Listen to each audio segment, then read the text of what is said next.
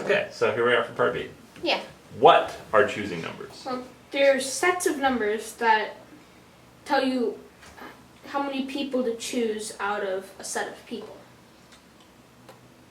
Okay, explain that. Explain what you're saying a little more. So, like, if you have 5 people and you want to choose 2, so this is a set of counting numbers. You need to choose 2 from 5, or choosing numbers, I think they're called. Okay, what do you mean when you say it's a set of numbers? It's just a single number. Well, this is a set of choosing numbers. 5 and 2 is a set. Okay. And what does that mean? 5 choose 2. So it means you want to choose 2 people from a group of 5. Okay, that's all it means. That's a very simple mathematical meaning. I've got 5 people, I want to choose 2 of them. And it's telling me how many ways there are to do that. Yeah. Okay.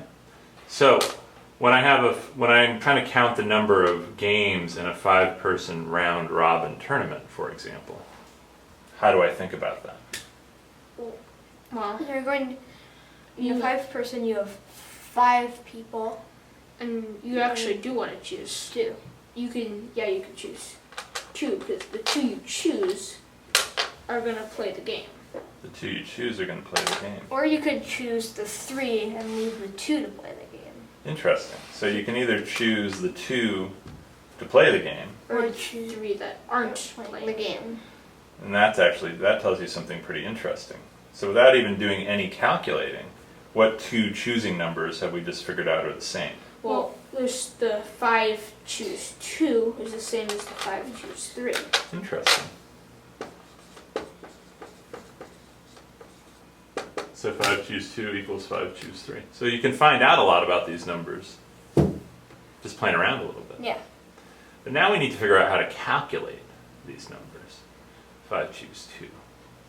What do we do to do the calculation? Or 5 choose 3. What are we doing? Well, we have 5. Well, for 5 choose 2, you have 5 choices for who to pick first, Okay. and then 4 choices for who to pick second. All right. And there's overcounting because if you pick blue first and yellow second, that's the same as picking yellow first and blue second. Okay, so I'm just going to write that over here. So 5 choose 2, we could say is 5 times 4 divided by 2 times 1. Okay. Yeah. What's 5 choose 3?